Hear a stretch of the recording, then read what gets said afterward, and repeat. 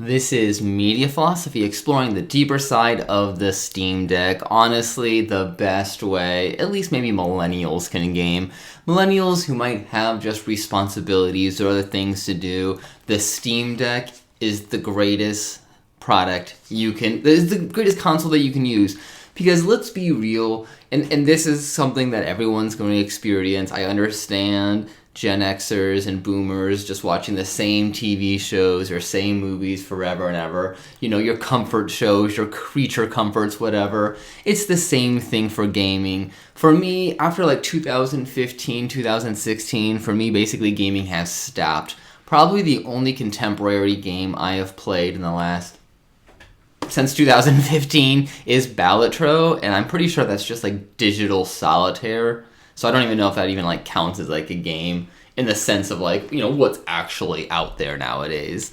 And so if you're just somebody who like is just stuck in 2016, all you need is the Steam Deck, because Steam has every single game from that era basically at affordable prices. Because, you know, you can probably find like Doom and all the other, you know, Tony Hawk Pro Skater or whatever, all those other classic games from the millennial childhood. But you're going to always pay like that extra console tax, that Nintendo tax, if you want to do it handheld.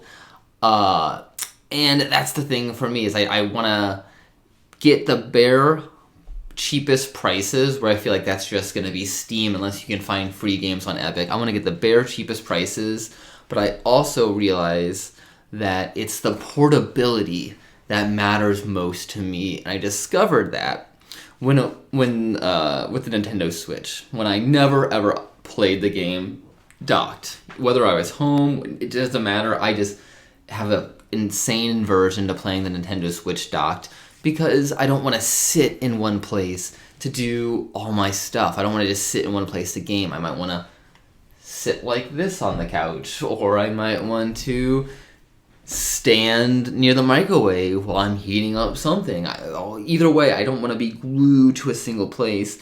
And it's not like Nintendo, well, maybe they did. I don't know the history of handheld gaming. I'm not going to claim to know the history of handheld gaming. But to me, you know, Nintendo's always had the handheld gaming market in their pocket, so to say. Oh my god. But, you know, whether it was the Game Boy or before that, you know, and I know like the Sega had their own little pretty bulky portable device, and I think, I mean, it probably wasn't as big as the Steam Deck, but at least as a kid I remember like whatever the Sega had for their portable device to be pretty bulky. But yeah, Nintendo always had the Game Boy, Game Boy Advance, whatever, SP. They've always been so good at their handhelds. And then with the Nintendo Switch, as we know, you basically just have a Nintendo GameCube in your hands at all times, plus a Nintendo GameCube Plus. And then, yeah, I have an Xbox One to play DVDs, and it's probably the worst DVD player, Blu-ray player I've ever used. At this point, I should just really just get a regular Blu-ray player, for those sort of things. But anyways, when it comes to the Steam Deck, it's just so nice to have that portability to play basically whatever you want. And I guess that is kind of what the Switch 2 might do. It's going to allow us to play those boomer shooter games, or millennial shooter games, whatever they called. You finally probably play things like Elden Ring and whatnot on the Nintendo Switch too.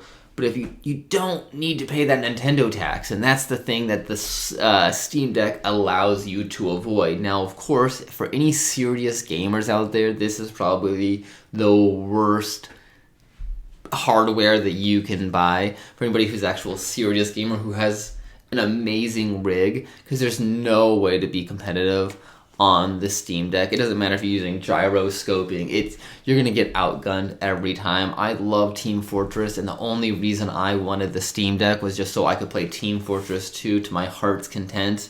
And the only thing that saves me, I guess, from being not consistently the worst player on the team is just good old random criticals.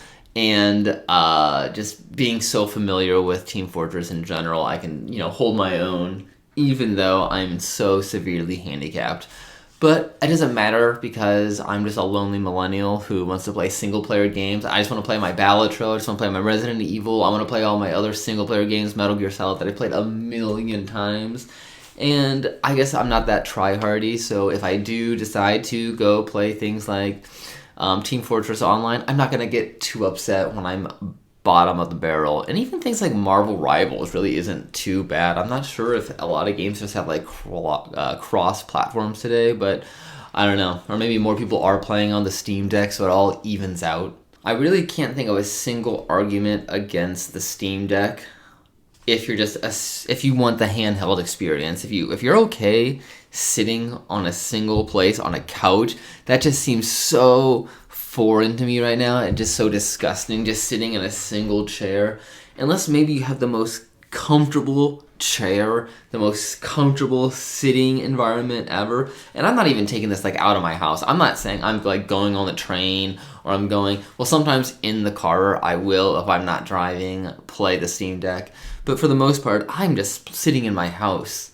I'm honestly, for the most part, sitting in the same vicinity of where I normally play the Steam Deck. But it's just nice to have it like in my face, I guess. Maybe that's just, being trained on like phones and whatnot. Maybe that's just me being like so addicted to my phone that I want something like the Steam Deck in my hand, in my face to like obscure my reality. But I think it's also nice to give up the television for other people. So if you do live with like roommates, I think it allows you to like participate maybe in a TV show binge or watching a movie that you're not really into, but you can just like divulge in the Steam Deck and still kind of be somewhat present, especially when the Steam Deck is just so perfect for those single player experiences. If you just want to pause during God of War, Ragnarok, or whatever, that's okay. You can put it down for a little bit. That's my favorite thing about Balatro, is I can just play to my heart's content, but once it's time to start moving, I mean, it's easier said than done sometimes, especially when you just got a good set of jokers. But it's easy just like set it down and just keep and just go. And I guess that's the one thing. I guess I don't even know. I guess consoles do have the whole go to sleep function now, because that's one of my favorite things about the Switch and the Steam Deck is just being able to click the power button, put it to sleep. I don't know if that's like good for the long term battery life, but whatever, doesn't matter. That's what I love about the Switch, just the portability and just being able to just turn it on and off, pick up and play wherever. I mean, that was the whole Nintendo thing. And I guess I don't know the times table. I guess I should have, logged into a computer and maybe had like a little fact check going on while I'm talking. But definitely the Nintendo Switch came out, I guess, like in 2017 at this point. I guess we've already talked about this a little bit. But I guess the Steam Deck didn't solidly start shipping out, I would say, until like 2022. Before then, it was like you had to be put on a wait list, and you had to respond to the wait list. And if you missed your response, you had to like get back on the wait list. I had to get the Steam Deck during those times, but it was like at the very end of those times. Now you can even get them on sale for every once in a while. So if you're looking... If you have not got a Steam Deck, if you're over the age of 26, and if you don't have a Steam Deck, if you're under the age of 26 and you want a Steam Deck, get one. But I'm just telling you, if you're over the age of like 26 and just gaming has seemed more of a chore, it's probably because you've been forced to plant yourself at one place.